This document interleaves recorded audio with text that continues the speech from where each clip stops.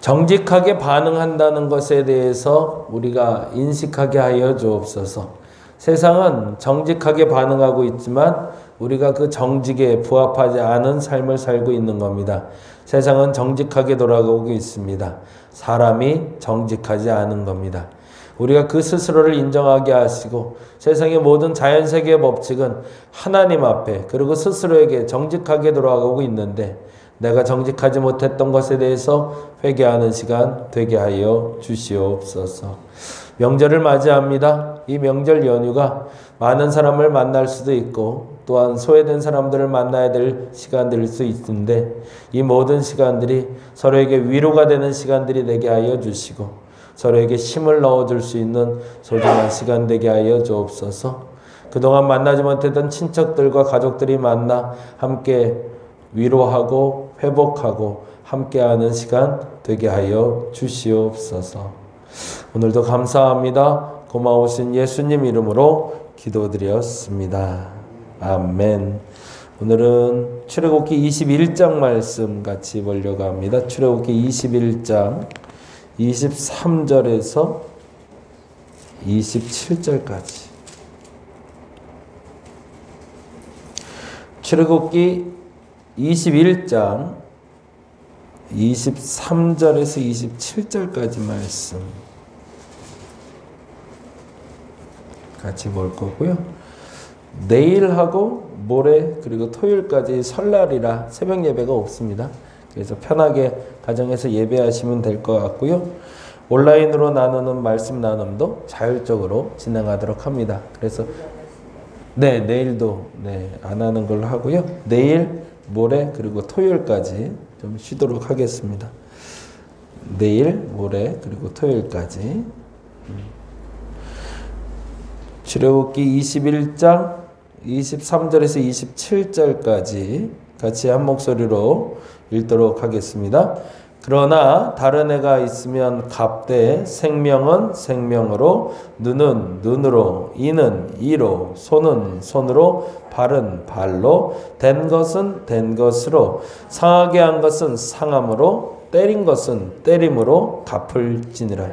사람이 그 남종의 한 눈이나 여종의 한 눈을 쳐서 상하게 하면 그 눈에 대한 보상으로 그를 놓아줄 것이며 그 남종의 이나 여종의 이를 쳐서 빠뜨리면 그 이에 대한 보상으로 그를 놓아줄지니라. 아멘, 아멘.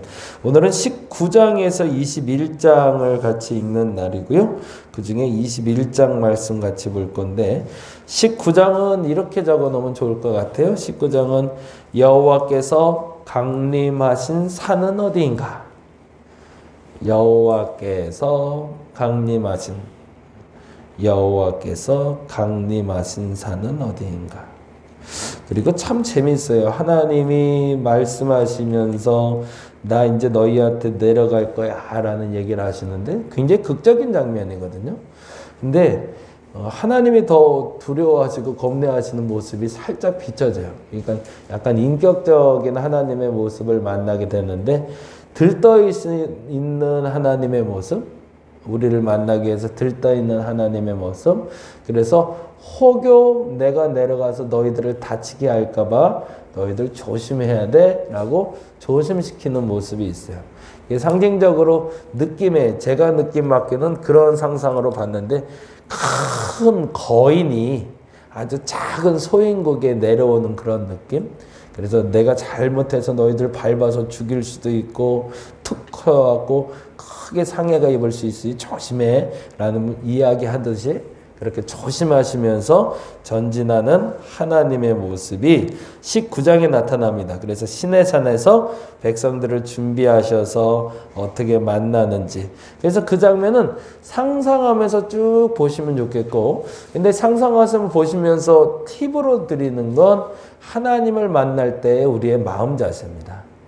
시내산에서 하나님이 우리를 만나기 위해서 내려오실 때 어떻게 준비하라고 쭉 얘기 나누는데, 그래서 내가 하나님을 만날 때 어떤 마음으로 만나는가. 사실은 첫 만남만 이러면 되는 게 아니잖아요. 우리는 매주 그리고 매일 하나님을 만나고 하나님과 교제한다고 얘기하잖아요. 그런데 과연 나는 이렇게 준비하고 만나나?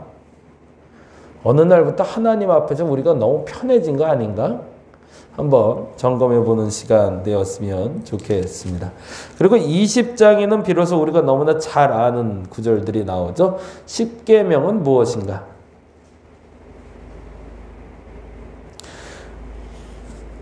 20장은 십계명은 무엇인가? 그래서 10가지 계명이 무엇인지 하나하나 쪼개서 설명하고 있습니다. 그리고 설명이 필요한 부분에서는 조금 설문을 덧붙이고 있고, 그리고 설명이 필요 없는 부분은 아니지만 이야기만 들어도 알 수 있는 부분은 간략하게 설명을 하고 있죠. 사실은 이 10가지만으로도 충분했던 거죠. 하나님 생각엔. 하나님 생각에는 원래 이 10가지만으로도 충분했는데 이 10가지에 대한 설명이 붙을 필요가 있었죠. 그래서 이제 연결되는 것이 백성들에게 법이 선포되는 장면이 그 다음 장부터 이루어집니다. 이게 사실은 이 십계명을 쪼갠 법들이 이제는 설포되고 있다 보시면 될 것 같고요. 십계명은 여러분이 한번 살펴보시는데 하나 팁을 드리는 건 십계명 중에 설명되어 있는 십계명들. 예를 들면 너를 위하여 새긴 우상을 만들지 말라. 왜 이 말은 이렇게 구체적으로 설명하셨을까? 안식일을 기억하며 거룩하게 지키라. 왜 이 날을 이렇게 구체적으로 설명하셨을까? 이렇게 생각하면서 읽으시면 훨씬 더 재미나게 그리고 깊이 있게 성경을 보시게 될 것 같습니다. 그리고 21장엔 이렇게 저는 질문을 찾았는데요. 백성 앞에 세울 법규는 무엇인가? 백성 앞에 세울 법규는 무엇인가? 21장 1절이 그렇게 시작이 돼요. 내가 백성 앞에 세울 법규는 이러하니라 라고. 이건 실질적으로 하나님과의 언약에서 나오는 계약은 십계명이고, 그 십계명을 토대로 해서 백성들 앞에서 세울 언약들은 무엇인지를 구체적으로 설명하고 있죠. 그리고 앞서 말씀드린 대로 시내산에서 내려오신 하나님에 대한 첫 번째 만남의 장면이 18절, 19절이거든요. 20장 18절, 19절 잠깐 한번 보고 넘어가면 좋을 것 같아서 잠깐 보고 넘어갑니다. 18절, 19절, 20장. 우리 같이 한번 읽어볼까요? 뭇 백성이 우레와 번개와 나팔소리와 산의 연기를 본지라 그들이 볼 때에 떨며 멀리 서서. 무슨 장면이죠? 하나님과 백성들이 만나는 장면이에요. 근데 그 장면을 그들은 어떻게 상상하냐면 하나님의 소리가 우레소리 같고 번개 치는 것 같고 나팔소리와 산의 연기가 나타나는 걸로 보이는 것도 맞아. 그런데 중요한 건 그것에 대한 그들의 반응이에요. 뭘 봤냐가 중요한 게 아니라 지금 여기서 주목해야 될 건 우레 소리를 들었다, 번개를 봤다, 나팔 소리였다, 산의 연 그게 무엇인가를 이렇게 체크할 게 아니라 봐야 될 건 그것을 만났던 그들의 마음 상태 어땠죠? 그것을 볼 때 떨며 멀리 서서 가까이 가지 못하는 거죠. 왜? 하나님의 존엄하심에 하나님의 거룩하심에 그 거룩하심에 나는 범접할 수 없다는 걸 깨닫는 순간이에요. 사실은 우리가 하나님을 만날 때 첫 번째 마음 자세뿐만 아니라 앞으로도 이래야 된다는 거죠. 근데 우리가 이걸 놓쳐버렸어요. 하나님 앞에 선다는 게 너무 쉬워요. 주일 예배 드리는 건 하나님 앞에 나오는 거잖아요. 우리가 기도하는 건 하나님 앞에 나가는 거거든요. 근데 우린 이 자세가 없거든요. 물론 100% 항상 이래야만 되는 건 아닙니다. 근데 어느 부분에서는 우리 하나님에 대한 거룩과 존엄성 때문에 그 두려움과 경외함으로 하나님께 나아가야 되는데 이 거룩함에 대한 두려움과 존엄성을 우리는 놓쳐버리고 있더라는 거죠. 근데 그래서 나온 게 사실은 19절이죠. 그래서 나온 게 19절인데 19절 모세에게 이르되 당신이 우리에게 말씀하소서 우리가 들으리이다. 왜 이 말이 나왔을까? 왜 대언자가 왜 목사님들이 왜 대신 설명하는 사람이 필요했을까가 이렇게 나오는 거죠. 뭐라고요? 하나님이 우리에게 말씀하지 말게 하셔서 왜?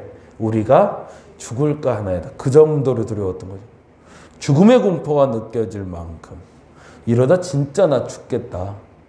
그 정도로 하나님에 대한 경외심, 두려움이 첫 번째 이스라엘 백성들의 만나는 장면입니다.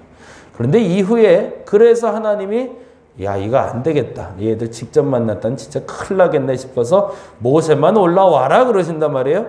그리고 모세를 통해서 전달되니 사람들이 쉽게 망각을 또 해버리는 거죠. 그 하나님에 대한 두려움은 잠깐이었고 그것을 망각하고 물이 없어요. 뭐가 없어요. 투덜대고 불평하고 그런데 그걸 누구에게? 우리가 그렇게 약속했잖아. 너 때문에 라고 해서 모세에게 손가락질을 하고 있는 거죠. 반면에 모세 같은 경우에는 이렇게 됐을 때 하나님과 자기가 독대할 때도 동일한 마음으로 나섰어야 되는 것이 맞고 그 마음이 변치 말아야 되는 거죠. 그 부분은 한번 그렇게 해서 19장과 연결해서 한번 쭉 다시 한번 살펴보시면 우리가 하나님을 경외하는 마음으로 그 거룩한 마음으로 어떻게 만나야 될지를 점검할 수 있을 것 같습니다. 오늘은 동해보복법, 동태복수법이라고 단어를 얘기해요. 한번 좀 적어놔 보시죠. 21장 23절인데요. 21장 23절 동해보복법. 동일한 해코지하는 것, 그러니까 동일한 상해를 입히는 보복법이라고 되어 있어요. 이름 자체가 잘못 지었어요. 동해보복법, 동태복수법 이렇게 되어 있는데 이 방법 자체가 잘못되어 있습니다. 우리가 아는 대로 뭐죠? 21장, 먼저 23장, 21장 23절 보죠. 21장 23절. 자꾸 헷갈리네. 21장 23절. 같이 한번 읽어봅니다. 그러나 다른 해가 있으면 갑대 생명은 생명으로. 거기 그러나부터 시작을 해보죠. 그러나 21장 23절 그러나 다른 해가 있으면 해서 그러나. 왜 그러나가 붙었을까요? 그러면 반대되는 얘기가 있다는 거죠. 그러나 앞에는 지금 말하는 것과 다른 얘기가 적혀 있어. 그 얘기도 알고 있어야 돼 라고 얘기합니다. 그죠? 그러나. 그러면 그러나에 해당되는 얘기는 뭘까요? 21장 12절이 됩니다. 볼게요. 21장 12절 같이 읽겠습니다. 시작. 사람을 쳐 죽인 자는 반드시 죽일 거예요. 이게 원래 원칙인 거죠. 그죠? 동해보복법이니까 사람이 죽었으면 죽어야 돼요. 돌로 쳐 죽였으면 돌로 쳐 죽이는 거고요. 칼로 찔러 죽였으면 칼로 찔러서 죽여야 돼요. 근데 그렇게 되면 어떻게 돼요? 그냥 모든 것은 다 와야 되겠죠. 세상이 와야 될 것 같죠. 그런데 하나님은 이렇게 얘기하십니다. 12절에 사람을 쳐 죽인 자는 반드시 죽일 것이 다가 아니라 죽일 것이 나로 끝나고 있는 거죠. 왜 그럴까요? 예외의 경우들이 있다. 그렇다고 다 죽이는 게 아니야. 그러면서 이제 구체적으로 설명을 하게 합니다. 13절에 만일 사람이 고의적으로 한 것이 아니라면. 그 뭐예요? 마음의 의도를 가지고 한 행위가 아니라면 그 행위에 대해서는 다시 판단해 줘야 된다는 거죠. 마음에 굳게 먹고 저 사람 죽여야지. 이러고 죽였으면 그거에 대한 대가를 치러야 되지만 너의 마음의 생각과 행동이 달리 나가고 있다면 그 마음을 먼저 읽어주는 것이 중요하다. 그 얘기를 하기 위해서 사실은 이 동해복수법이 나왔다는 거죠. 그리고 나서 12절에서 20절까지는 사람을 죽이는 사람을 대해서 어떤 사람은 정말 죽여야 되고 어떤 사람은 그래도 좀 이렇게 봐줘야 되고 뭐 이런 얘기를 쭉 설명하고 있어요. 그리고 나서 23절에 그러나 또 이렇게 말하다 보면 빠져나갈 길만 자꾸 보여주는 것 같으니까 그런 거 아니고 다른 해가 있으면 그거 뭐예요? 사람이 사람을 죽인 거 외에. 그래서 뭐라고 됐어? 생명은 생명으로 요 생명은 사람의 생명을 그러면 말하는 게 아니겠네요. 그렇죠? 그리고 나서 뭐 있어? 눈은 눈으로. 그건 사람을 죽이는 것까지 이르는 건 아니니까 이는 이로. 그거는 사람을 죽이는 건 아니니까 이런 얘기예요. 그런데 참 재미난 건 생명은 생명으로, 이거는 제일 중요한 조건이 되겠죠. 그 다음에 눈은 눈으로, 이는 이로, 이렇게 한다고 해서 정말로 그렇게 하라는 얘기인가? 그게 또 아니라고 얘기하시는 거예요. 그 얘기를 조금 더 하고 이제 나중에 설명을 할게요. 보세요. 눈은 눈으로라는 단어에 대해서 이거 하나님이 얼마나 많이 고민하고 얘기하고 계신지가 들려요. 어라, 얘들 진짜 눈을 때리면 눈 뽑으려고 들겠네? 이 생각이 드시는 거죠. 그래서 안 되겠다 싶어서 그 다음에 한 얘기가 26절이에요.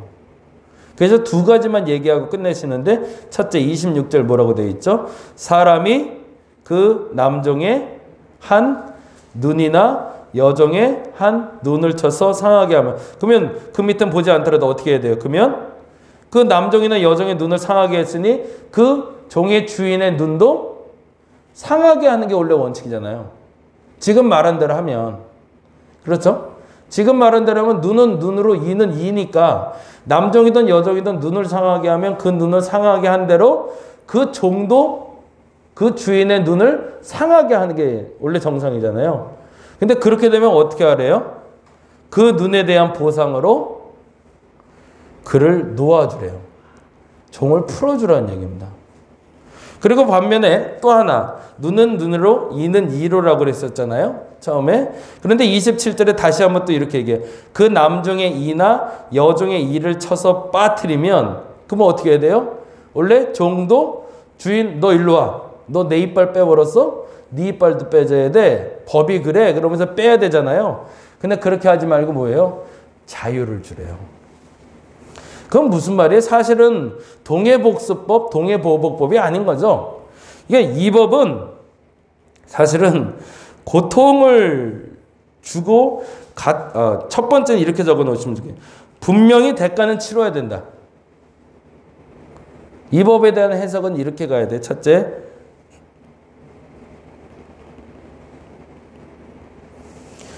분명히 대가를 치러야 된다. 눈엔 눈으로, 이에는 이에는, 생명에는 생명으로, 손은 손으로, 발은 발로, 된 것은 된 것으로, 상하게 한 건 상하게 한 것으로 반드시 대가는 치르게 된다. 어떤 상해를 입히든 어떤 해악을 끼쳤으면 그것에 대한 대가는 치러야 된다가 첫째. 근데 두 번째 너무 중요한데, 다툼의 원인을 어디서 찾으라는 걸까요? 나에게서 찾으라는 겁니다. 다툼의 원인을 나에게서 찾으라. 반드시 대가를 치러야 되는데, 내가 누구의 눈을 때려서 다치게 했으면 다치게 한 원인을 그 사람이 나에게 해코지했기 때문에 내가 그 사람의 눈을 쳤어 라고 얘기하지 말고 먼저 어디로 가야 된다는 거예요? 내 눈으로 가라는 겁니다. 그래서 눈에는 눈이에요. 이거는 피해자를 보호하려는 법이지 가해자에게 보복 심리를 더 주려는 법이 아니라는 얘기입니다. 눈엔 눈으로, 이에는 이로 갚으라라는 얘기는, 너는 남의 눈을 치면 네 눈이 상할 수 있으니 그러지 마라라는 얘기고요. 이에는 이라는 말은 남의 이빨을 빼버렸으니 너의 이빨도 뺄 거야가 아니라, 남의 이빨을 빼면 너의 이빨도 빠질 수 있으니 너 그러지 마라는 얘기를 하고 싶었다는 거죠. 그래서 아까 말한 대로 첫 번째는 분명히 대가를 치러야 된다는 거고요. 두 번째는 다툼의 원인을 남에게서 찾지 말고 나에게서 찾으라. 그래서 제일 중요한 얘기는, 더 중요한 건요, 그 이상의 대가는 요구하지 말라라는 겁니다. 그게 세 번째입니다. 눈을 다치게 했으면 눈까지만, 이를 다치게 했으면 이까지만, 손을 다치게 했으면 손까지만, 내 손을 다치게 했다고 그 다음에 손발을 다 부러뜨려 버려야지, 이러지 말라는 얘기예요. 딱 당한 만큼만 그렇게 보복하는 것이 맞다. 근데 그 말인즉슨 하지 말라는 얘기지 하라는 얘기는 아니죠. 이 말에 대해서 아예 곡해되기 시작해서 그 다음부터는 지금도 이슬람에서도 남아있지만 도덕질하는 사람은 손을 잘라버리는 일이 지금도 일어나고 있죠. 그런 일들에 대해서 도저히 보다 못해서 예수님이 하신 말씀이 마태복음 5장에 있는 말씀이죠. 그것까지만 보고 가죠. 오늘은 마태복음 5장 38절, 39절.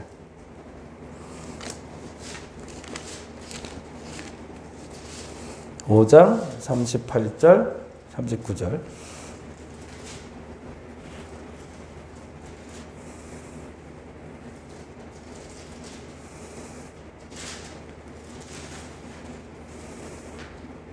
네, 5장 38절 39절 같이 읽어봅니다. 또 눈은 눈으로 이는 이로 갚으라 하였다는 것을 너희가 들었어. 그 얘기죠. 예, 그 얘기 너 들었는데 그거 너 잘못 해석했다는 거죠. 지금까지. 그러니 어떻게 알아? 나는 너희에게 이르노니 악한 자를 대적하지 말라. 누구든지 내 오른뺨을 치거든 왼편을 돌려대며 라고. 뭐라고 그러죠? 적극적인 희생을 통해서 회복하라는 얘기입니다. 실질적으로 나에게 해코지를 했기 때문에 그 해코지 당한 대로 너도 갚으려고 하지 말고 오히려 너는 더 적극적으로 너 자신을 희생해서 그 원수까지도 품으라. 그것이 진짜 본래 하나님의 법이다 라고 이야기하는 거죠. 이 해석이 정답인 이유는 아까 말한 대로 종의 눈을 쳤을 때 종의 눈이 해코지가 되면 그 종의 눈에 다친 것만큼 네 눈이 다칠 게 아니라 그 종에게 자유를 주라는 얘기하고 똑같은 얘기죠. 주인에게 있어서는 굉장히 큰 희생인 거죠. 왜요? 종 하나를 잃어버리는 거니까. 그런데 그게 마땅하다. 왜? 그 적극적인 희생이 본래 하나님이 이 법을 정한 이유이기 때문이다라는 거죠. 오늘은 그렇게 기도했으면 좋겠어요. 말씀을 곡해해서 실수하지 않게 해달라고. 말씀이 내게 임했을 때 그 말씀이 정말 어떤 의도에서 어떤 의미를 가지고 말하는 것인지 알고 실천하게 해달라고. 내 멋대로 해석해서 잘못된 적용이 얼마나 무서운 결과를 가져오는지를 오늘 본문에서 말하는 것처럼 잘못된 말씀에 대한 해석은 세상을 오히려 망가뜨릴 수 있음을 알고 진짜 바른 해석을 통해서 말씀대로 살아가는 데가 되게 해달라고. 그렇지 않으면 성경 백날 읽어봐야 아무 소용이 없는 거니까. 저와 여러분이 하나님의 지혜로 온전한 해석을 통해 그 말씀대로 생명을 살릴 수 있는 저와 여러분이 되시기를 간절히 바랍니다. 기도하겠습니다. 수많은 말씀이 내 앞에 있는데 그 말씀에 대해서 잘못된 해석을 하게 되면 지금 이 동해보복법처럼 어마어마한 무서운 죄를 범하게 됩니다. 하나님의 본래 뜻은 이것이 아니었는데 이 뜻이 맞다고 바득바득 우기면서 자신의 이득을 취하고 하나님의 말씀을 곡해하여 세상을 해롭게 하는 우리가 되지 말게 하여 주옵소서. 왜 2020년, 21년을 넘어오며 한국교회가 왜 욕을 먹는지를 우리 점검해야 됩니다. 말씀을 잘못 해석하고 있습니다. 그렇게 해석하면 안 됩니다. 그것은 나를 괴롭히는 일이며 세상을 괴롭히는 일입니다. 기독교인은 하나님의 백성들은 세상을 살리는 일을 해야 됩니다. 바른 말씀에 대한 접근과 해석을 통해 세상을 살리는 저들 되게 하여 주옵소서. 지혜를 허락하여 주시옵소서. 감사합니다. 고마우신 예수님 이름으로 기도드렸습니다. 다 같이 기도하고 돌아가도록 하겠습니다.